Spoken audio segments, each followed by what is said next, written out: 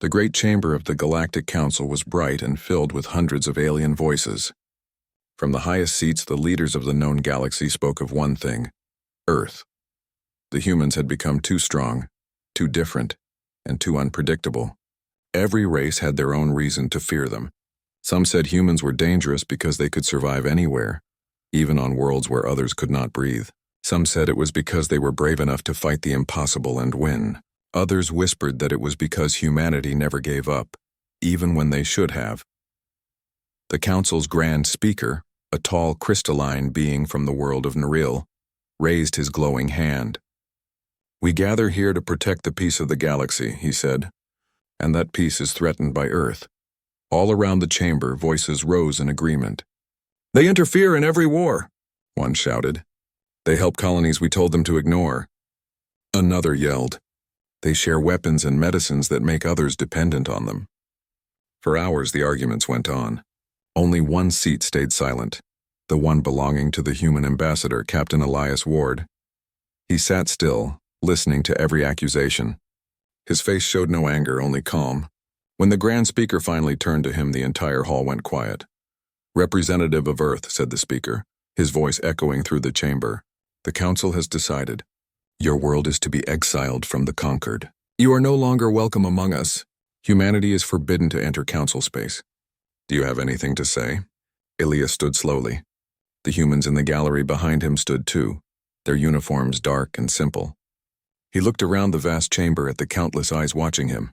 Eyes of fear, eyes of satisfaction, eyes of relief. He could feel the weight of history pressing on his shoulders. For a long moment he said nothing. The aliens waited, expecting anger or defiance. But instead, Elias gave a small nod. "We understand," he said softly. His voice carried through the room like quiet thunder. "If the galaxy believes we are a danger, then we will leave. But remember this, humans never leave forever." There was a murmur, but Elias did not stay to hear it. He turned and walked away, his boots echoing on the floor. The other human envoys followed him without a word. Not one looked back. The council members exchanged uneasy glances. Some were pleased that the problem was over. Some felt a strange chill, a feeling they could not explain.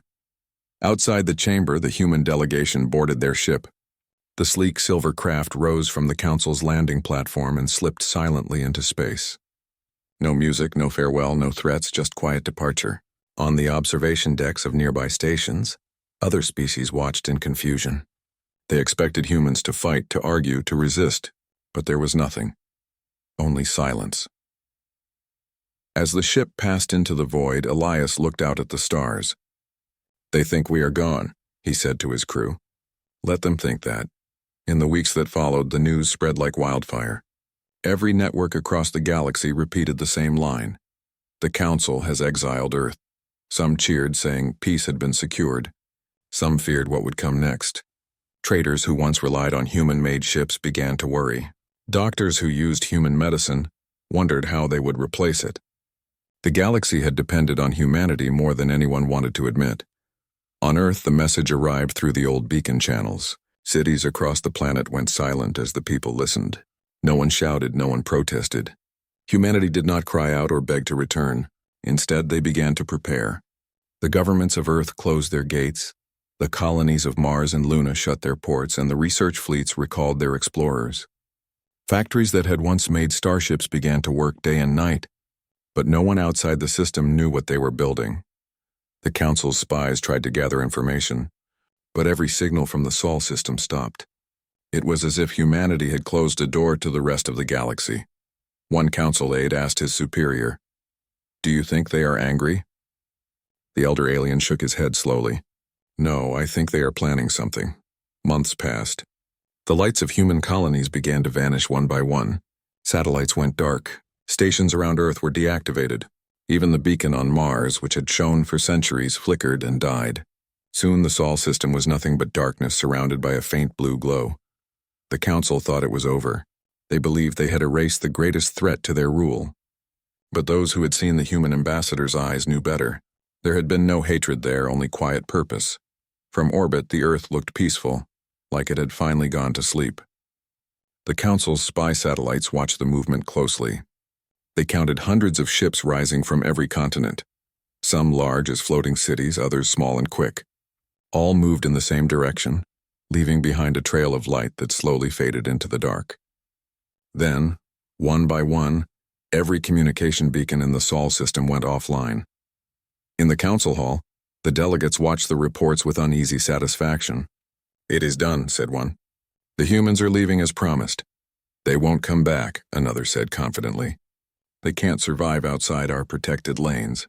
The outer void is full of dangers." But not everyone shared that belief. The Theran observer, a gray-skinned being with deep golden eyes, watched the screen quietly. "You do not know humans," he murmured. "They do not walk into the dark to die. They walk into it to build." On Mars, the last human commander stood at the edge of a great hangar. Inside, hundreds of giant engines glowed softly.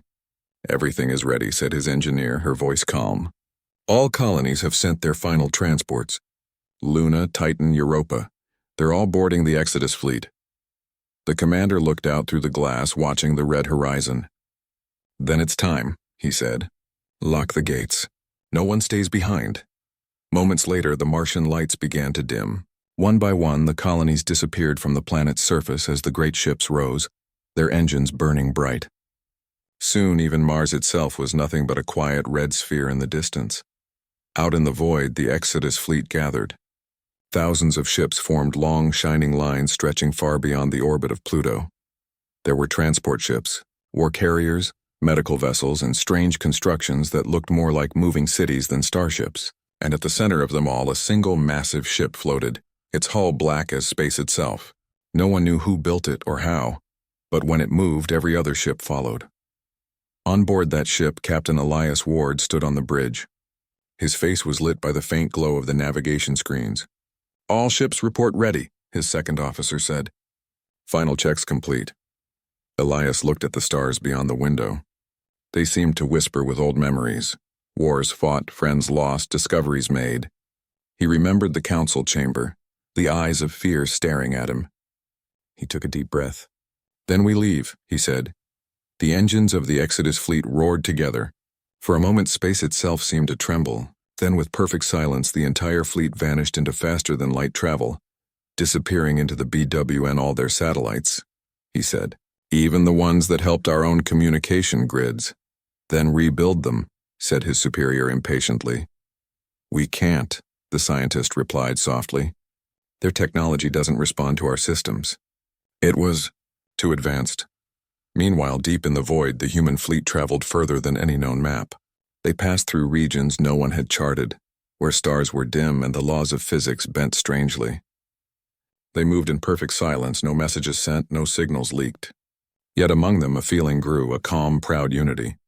For the first time in history, all of humanity was together, not as nations or colonies, but as one people.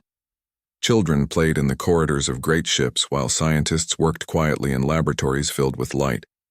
Artists painted on digital canvases, writing stories of the stars they passed. There was no anger in their hearts, only purpose. They were building something greater than revenge. On one small observation deck, a little girl pressed her hands against the window, looking at the endless darkness. "Papa," she asked softly, "where are we going?" Her father smiled. "Somewhere they can't follow," he said. "Somewhere we can start again." The girl looked out again and whispered, "Will they miss us?" He paused before answering. "Maybe not now," he said, "but one day they will." Far behind them, the galaxy that had exiled them continued to spin in the distance, a storm of lights unaware that the humans were already beyond their reach. And as the fleet drifted deeper into the unknown, humanity's silence became its greatest mystery. The Council had wanted peace. They had achieved it, but at a cost they would not yet understand. Humanity had departed without a word. But in the dark of space, the stars themselves seemed to listen, waiting for the day those silent travelers would return. Years passed after humanity's silent departure. The galaxy moved on, or at least pretended to. Trade routes reopened, new treaties were signed, and the Council continued to govern from its shining capital on Arendor Prime. To most species, humans became little more than a story told in schools, cautionary tales about ambition and chaos. But even as time went on, something subtle began to change. The first sign came from the mining colonies of the Vask Belt. Machines that had run perfectly for decades, machines built by human engineers, suddenly stopped working. No one knew why. The miners tried to repair them, but their designs were too advanced, too strange. Without the human technicians who had once maintained them, production fell by half. "It's temporary," said the council engineers. But it wasn't. Soon after, the Medican outposts reported failures in their automated medical drones. The systems that once healed the sick at record speed began to malfunction. Even the simplest programs refused to start. "It's as if something inside the code shut itself down," one doctor said. The council sent replacements, but their machines were slow and weak. Patients who once lived with human medicine began to die again. The galaxy felt emptier, though no one wanted to admit it. The trade lanes seemed quieter without human freighters rushing between worlds. The great marketplaces, once filled with laughter and loud bargaining, now echoed with silence. Species that once mocked the humans began to realize how much they had relied on them, not just for trade or technology, but for energy, curiosity, and courage. A Theran pilot named Loran sat alone in a dim bar on the outer rim, staring at the stars through a cracked window. "Do you ever think about them?" his friend asked. "Humans?" Loran nodded. "Yes, I traded with them once. They were strange, but they never gave up. Even when their ships were falling apart, they kept going." He took a long breath. "Now it's like the stars are quieter without them." Meanwhile, the council dismissed the growing unease. "The galaxy is fine," they said. "We have peace now." But deep down, even the Grand Speaker knew something was missing. The council's great debates, once filled with human voices that questioned and challenged everything, had grown dull. No one argued with passion anymore. No one dared to take risks. Then came the rumors. It began with deep space explorers, those who dared to travel beyond known space. They spoke of ghost ships drifting in the dark, silent fleets that vanished when approached. Others told stories of mysterious stations, perfectly intact but empty, found on planets no one had claimed. The council called them myths, but too many reports came to ignore. A research vessel from the Varan species discovered one such station orbiting a dying star. It was built in human style, strong metal, clean design, and strange blue lights that still pulsed faintly after decades. When the crew entered, they found everything working: air, power, and gravity. On one wall, written in simple Terran English, were 3 words: "We are learning." The crew returned home terrified. "They are still out there," their captain said to the council. "And they are watching," but the council laughed. "Nonsense," said the speaker. "If humans were still alive, we would have seen them by now." Yet across the stars, ships continued to vanish near the edge of mapped space. No distress calls, no wreckage, only silence. Some said pirates. Others whispered that humanity had returned, not in anger but in secrecy. They had always been clever, unpredictable, and now perhaps more powerful than anyone imagined. In one forgotten corner of the galaxy, an old communication officer named Rena worked in a lonely observatory. Every night she scanned the void for stray signals. Most nights were empty, but one quiet evening, her receiver caught a faint pulse, a signal pattern she hadn't seen in years. It was human binary code. She recorded it, cleaned the noise, and played it again. It repeated only once: "Home is not a place. It's the path." Then it vanished. Rena sat back, her heart pounding. "They're alive," she whispered. "They're moving." She sent her report to the council, but they dismissed it as old debris signals. No one believed her. Still, she kept listening every night, hoping to hear them again. Across the galaxy, others began to wonder. Without humans, progress had slowed. Exploration had nearly stopped. The Concord's borders were shrinking as fewer species dared to venture outward. It was as if the galaxy had lost its spark. And somewhere in that silence, everyone began to feel the same question: what if they come back? For a long time, nothing changed. But then, on the edge of the Orion Spur, a trade ship found something drifting through deep space. A small probe, dark and lifeless. When they brought it aboard, the markings on its hull were clear. It was human. Inside was a single data chip containing only one message, written in hundreds of alien languages: "Do not look for us." You were not ready. The council tried to hide the discovery, but rumors spread fast. Traders, explorers, and even common citizens began to talk about humanity again, not as a threat, but as something greater, something mysterious. And while the galaxy searched the skies, far beyond their reach deep in the cold void, the lost children of Earth watched from a distance. They were not gone. They were simply waiting for the right moment, for the right reason, to remind the galaxy why they had once been feared, respected, and above all, impossible to forget. The discovery of the empty human outposts began quietly. A group of explorers from the Varan species were charting the dark frontier beyond council maps when their scanners detected an unknown signal. It was weak, old, but repeating in perfect rhythm. The captain ordered the ship to follow it. After 3 days, they reached a small moon orbiting a dying red star. What they found there would change everything. On the moon's surface stood a station, metal walls polished and shining even after decades of abandonment. The air inside was breathable, the power still running. It was unmistakably human design, simple, practical, and strangely beautiful. Everything was clean, untouched, as if the people had just stepped out moments ago, but secrets never stay buried for long. Within months, rumors spread across hundreds of worlds. Traders told stories of more human outposts found in the dark, always empty, always clean, always with strange messages written in English. One said he found a station orbiting a frozen planet, still transmitting soft music from old Earth. Another swore he saw human drones repairing broken satellites near the galactic rim. The council dismissed it all as superstition, yet their own agents confirmed that at least 5 such outposts were real. In a private meeting, council members argued. "We exiled them," one shouted. "How could they be out there?" "They must have built these before they left," another said. "No," the Grand Speaker replied quietly. "These stations are newer. They were built after the exile." That silence that followed was heavy. If humans were still building, it meant they had not vanished. It meant they were growing. Meanwhile, the smaller civilizations began to question the council's decision.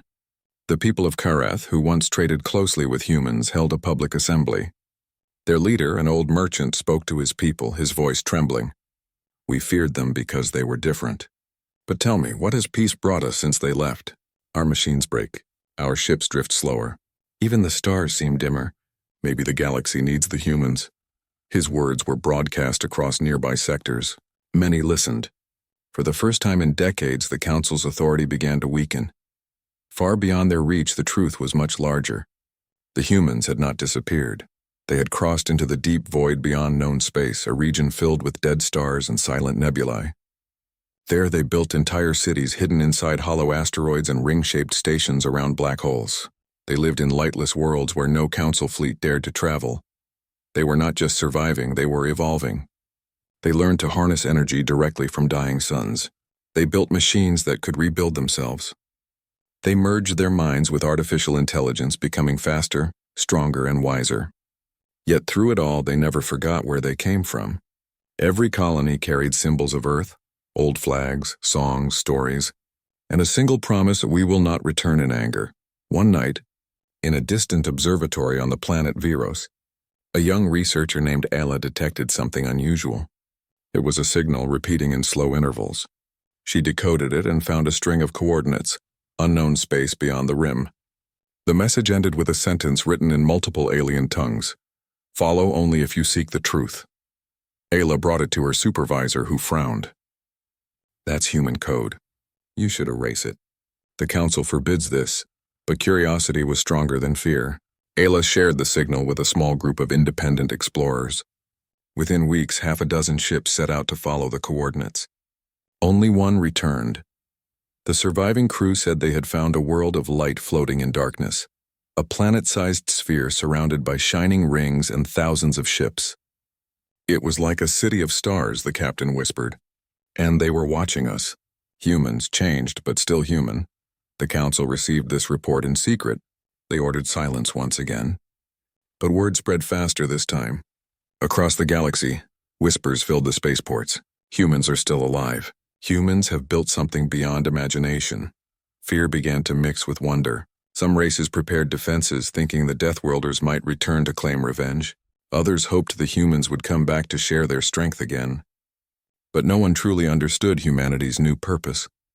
Out there in the quiet beyond the stars, humanity continued their great work. They built more stations, more cities, and more dreams. They reached into the blackest parts of the universe, places no other life had ever dared to go. They were searching for something greater, something even the galaxy itself had forgotten. And as their ships drifted between silent stars, their old world remained behind, alone and uncertain. The Council had tried to bury humanity in exile, but all they had done was free them to reach higher than ever before. The galaxy had not seen the last of Earth's children. Not yet. It was a quiet evening on Arendor Prime when the first signal arrived. The galaxy had grown used to silence, but that night, the deep space scanners began to hum. Operators looked at their consoles in confusion. A faint transmission pulsed through the void, slow, steady, rhythmic. It wasn't random static. It was deliberate. At first, they thought it was a system glitch. The code looked ancient, almost forgotten. But one old technician recognized it instantly. "That's Terran binary," he whispered. "It's human." The command centers came alive with alarm. Scientists and communication officers from every species crowded around the data feed, trying to decode it. The message repeated over and over, simple yet clear. When they finally translated it, the words stunned everyone. "We found the others." For several moments, no one spoke. Then voices burst out across the chamber. "What others? Where are they transmitting from? Is this a threat?" The Grand Speaker was called to an emergency session. Within hours, every major world in the Council received the same transmission. The code came from far beyond the known galaxy, beyond even the darkest mapped regions. No ship had ever traveled that far and returned. Yet the signal was unmistakably human. Across the stars, fear and curiosity spread like wildfire. Media networks speculated endlessly. Some said the others referred to a new alien race, one even older than the Council. Others whispered that humanity had found beings as advanced as gods. The Council ordered all discussion censored, but the rumor had already taken root in every corner of the galaxy. In secret, the Council sent 5 reconnaissance fleets to trace the origin of the signal. Each consisted of hundreds of ships, the best the galaxy had to offer. They jumped into the dark void one by one. Days turned to weeks, weeks to months. Then slowly the transmissions from those fleets began to fade. One after another, they vanished without a trace. Only one ship managed to send a final, fragmented message before disappearing. The words were filled with static, broken by interference, but a few lines were clear enough to chill everyone who heard them. "We found structures. Massive, surrounding a dying star. Not natural. We are not alone here." Then the signal ended. After that, the Council forbade any further missions beyond the rim. They claimed it was too dangerous, that the void was unstable. But everyone knew the truth. They were terrified. Meanwhile, among the ordinary people of the galaxy, something strange began to happen. Dreams. People across thousands of worlds started reporting the same dream, a voice calling from the dark, soft and human. It spoke in no known language, yet everyone understood the meaning. "Do not be afraid. We are still with you." The Council tried to dismiss it as coincidence, but deep down they felt the same unease. For decades they had ruled without question. Now, for the first time, they felt small again. On the frozen moon of Kalen, a lone miner named Derek found something buried beneath the ice. A metal fragment shaped like a human hand. It was warm to the touch, glowing faintly with energy. The markings on it matched old Terran writing. He brought it to the surface, and when he placed it under his scanner, a faint holographic image appeared. It showed a human figure surrounded by stars whispering a single phrase. "We're not gone. We're just ahead." The image faded, leaving the miner trembling. He didn't know it, but that same night, across dozens of other worlds, similar discoveries were made. Fragments of human machines, drifting relics, and ancient satellites reawakening from silence. On one Council world, a historian named Velra studied the message obsessively. She compared every frequency and data fragment to the ancient human archives. One evening, as she played the code backward through an old Terran analyzer, she discovered something hidden within the static: coordinates. They pointed far beyond the galaxy's edge, the same direction the lost fleets had traveled. Velra stared at the screen, her hands shaking. "They left us clues," she whispered. "They want us to see." But before she could announce her findings, her system crashed. Every file vanished.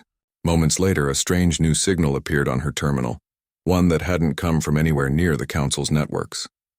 It contained only one sentence: "Stop searching. "It is not time yet," she leaned back, breathless. "They're watching us," she said softly. "They know we're still listening." Out in the deep void where no starlight reached, a massive human structure floated silently. A city made of silver and dark glass, orbiting a black star. Thousands of ships surrounded it, each pulsing with quiet blue light.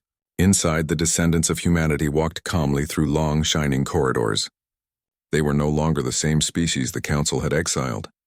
Their minds were sharper, their bodies stronger, and their technology unlike anything the old galaxy could imagine. They had found ancient civilizations hidden in the dark, races long forgotten, older than the Council, sleeping between galaxies. They had learned from them, spoken with them, and built alongside them. Humanity had not gone into exile. They had gone to learn what lay beyond the stars, and now they were ready to speak again. Back in Council space, sensors once more picked up a faint pulse, this time stronger, closer. The words were different, clearer. "Prepare yourselves. We are returning and we are not alone." The message spread across every system before it could be stopped. Some welcomed it, others trembled. The galaxy had cast humanity out in fear, thinking they would vanish forever. But the humans had gone further than anyone ever dared. The signal from beyond the rim changed everything. Every world that received it felt a quiet tremor in the air. The words, "Prepare yourselves. We are returning and we are not alone," were simple, but they carried a weight that silenced entire cities. Even those who had never seen a human ship or spoken to a Terran before could feel the meaning in those words. It was not a threat. It was a promise. The Council called an emergency meeting that lasted for days. The Grand Speaker stood at the center of the chamber, his crystal form dimmed with worry. "We do not know what this means," he said. "We have no contact with the outer fleets. We must remain calm." But no one in that room felt calm. Every species remembered the humans' creativity, their courage, and their unpredictability. If they had truly survived and evolved beyond the rim, what would they bring back with them? Across the galaxy, people looked to the skies. Farmers on distant moons paused their work to stare at unfamiliar lights. Traders whispered of strange objects passing silently through deep space, moving faster than any known ship. Patrol fleets tried to intercept, but their sensors failed to lock on. The objects were there one moment and gone the next, leaving trails of shimmering particles that resisted analysis. One commander, a veteran named Tren, sent a private message to his superiors. "These aren't invaders," he said. "They're scouts. They're watching us." His message was ignored, but deep down, even the Council suspected he was right. On the planet Viros, young scientist Ayla, the same one who once followed a forbidden signal, saw the sky flicker one night. She rushed to her observatory and looked through her lens. A massive shape drifted across the stars, a structure so large it blocked constellations. It moved slowly, almost peacefully, like a city floating on an invisible sea. Her instruments couldn't identify the material. It wasn't metal, stone, or energy as she knew it. It was something else. Something new, she recorded every second, her hands trembling. Then a line of text appeared across her screen, not in any alien language, but in simple English.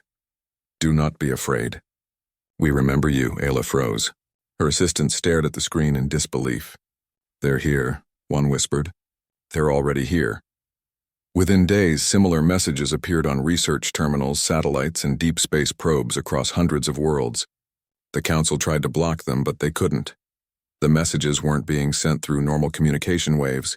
They were appearing inside systems, as if the machines themselves were carrying humanity's words. At the same time, ships near the outer sectors began reporting enormous human-built megastructures. One fleet saw a glowing ring around a blue star, so wide that entire planets could orbit through it. Another found a dark sphere that captured a dying sun, keeping it burning long after it should have faded. Each structure carried markings in Old Terran script, names like Unity, Odyssey, and Eden Reborn. Explorers who ventured too close were not attacked. Instead, they received cephal transmissions, soft music, images of Earth's oceans, forests, and skies. It was as if humanity was saying, "We have not forgotten where we came from." One Council historian wept when she saw the recordings. "They left as exiles," she said, "but they return as something higher." Inside those vast human-built worlds, life had changed beyond imagination.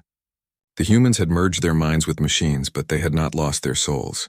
They lived in harmony with artificial intelligence that shared their thoughts and dreams. They spoke through light, built with thought, and traveled between stars as easily as walking through a door. Time itself had become their ally. They had discovered technologies that could bend gravity and open paths through space that no council ship could follow. Yet they had not forgotten compassion. They healed ancient civilizations that had been drifting near extinction. They built cities for those they called the forgotten races, small species that had fled the council's wars.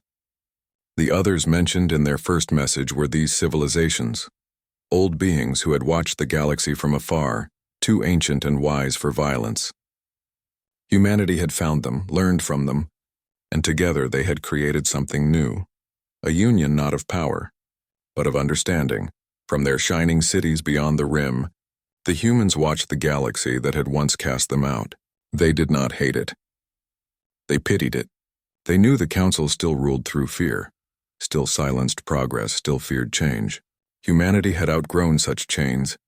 Captain Elias Ward, older now, stood on the bridge of the great ship Soul's Promise. He looked out at the endless stars, his reflection glimmering in the glass. "They think we're coming to conquer," he said quietly. "They don't understand. We're coming to help." His second officer smiled softly. "Will they believe us?" Elias looked thoughtful. "Not at first. But truth doesn't need belief. It just needs time." Back in council space, panic and wonder mixed together. People gathered in cities, staring at the skies as faint new stars appeared, each one a human vessel arriving at the galaxy's edge. They did not attack, they did not speak. They simply shone, steady and calm, as if waiting for the galaxy to look up and realize how small it had once been. The Grand Speaker, standing on the balcony of his tower, whispered to himself, "They were never our enemy. They were our mirror." And far beyond, in the quiet void between galaxies, the Deathworlders stood beside their new allies, gazing toward the stars of home. They had crossed the darkness, faced the unknown, and found something greater than fear. They were not returning as warriors. They were returning as teachers, as builders, as the children of a small blue world who had finally learned what it meant to rise without hate.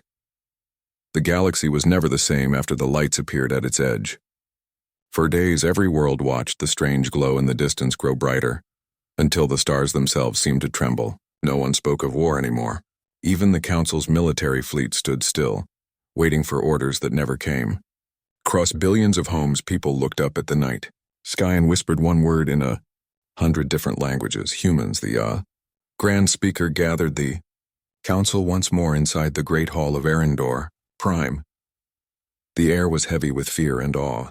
"They have returned," he said quietly, "but we do not know what they want." An old diplomat from the Varan species stood and spoke, his voice shaking. "We exiled them because we feared them, and now they come back stronger than we could ever imagine. What if they demand revenge?" Before the speaker could answer, a new sound filled the chamber, a deep hum that came from everywhere at once. The lights flickered, and a holographic image formed above the floor. It was a man, tall and calm, dressed in a simple gray uniform with the symbol of Earth on his chest. His face was human. His eyes were kind, but they held something vast behind them, something far beyond mortal understanding. "I am Elias Ward," the figure said, "representative of the human accord. We come in peace." No one breathed. The hologram looked around the room slowly, as if seeing every species at once. "We remember the day you voted to exile Earth," he continued. "We remember the silence that followed. But we hold no anger. In our exile, we found the universe waiting for us. We discovered life older than time, and we learned from them. We grew, and now we return, not to rule, not to punish, but to guide." The image faded for a moment, replaced by pictures. Vast human-built worlds circling black stars, great rings glowing with energy, and fleets carrying life from dying planets to new homes. "While you built walls," Ward said softly, "we built bridges. While you feared change, we embraced it. The galaxy has grown cold in our absence. It is time for light to return." When the hologram ended, the chamber stayed silent for a long time. The Grand Speaker lowered his head. "What have we done?" he whispered. Outside, on thousands of planets, machines that had once been built by humans began to glow again. Old drones powered up. Lost satellites came back online, and forgotten colonies flickered to life. A single message appeared on every screen in every language. We remember. It was not a warning. It was a reminder of what the galaxy had lost and what it could still become. Across the Council worlds, ordinary people began to feel something they hadn't felt in generations. Hope. Farmers saw their dying crops revived by strange new energy that appeared overnight. Healers found ancient human medicines delivered to their clinics by drones that no one had seen in years. Even the poorest worlds woke to find new power grids humming beneath their cities. Humanity was not just returning, they were rebuilding what others had broken. The Council tried to respond, but their authority had already begun to fade. Many planets no longer listened to their commands. They looked instead to the sky, to the silent human fleets hovering at the edge of known space, their glowing ships reflecting in the stars. The people called them the Silent Guardians. On one small desert world, a child pointed to the night sky and asked his mother, "Are they gods?" The woman smiled softly. "No," she said. "They're humans. They just learned how to be better." Meanwhile, in the heart of the human fleet, Elias Ward stood before a vast viewing window. He watched the spiral of the galaxy spinning slowly below. His second officer approached him. "The Council has fallen quiet," she said. "They don't know how to answer us." "They don't have to," Ward replied. "They only need to listen." He turned toward her, his eyes reflecting the stars. "We were exiled because we frightened them. They thought power made us dangerous. But it wasn't power, it was imagination. That's what they never understood. Imagination is the most dangerous thing in the universe because it can make peace as easily as war." She smiled faintly. "And now?" "Now," he said, "we remind them who we are." From the fleet's command ship, a pulse of blue light spread outward, soft and endless. It washed over the galaxy like a gentle wave, touching every world. Where it passed, air grew cleaner, machines healed themselves, and skies brightened. It was not a weapon, it was a gift. A message of unity written in energy and thought. The people of countless worlds looked up as the stars shimmered brighter than ever before. The pulse carried a final message, one that appeared in the mind of every living being. "We forgive you, but never forget what fear can destroy and what hope can build." When the light faded, silence followed. But it was a different kind of silence, peaceful, full of wonder.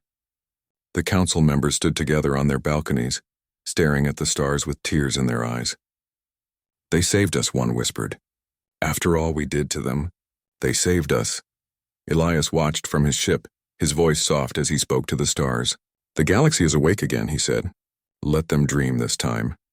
And as his fleet turned toward the dark horizon, the humans disappeared once more into the vast unknown, not out of exile, but by choice. They had fulfilled their promise. They had shown the galaxy what it meant to be human, to rise, to forgive, and to build again. The stars pulsed one last time, a gentle heartbeat across the void. Humanity had left its mark, not in conquest, but in kindness. The Council's age of fear had ended. A new age had begun, an age lit by the quiet, unbroken promise of Earth's children.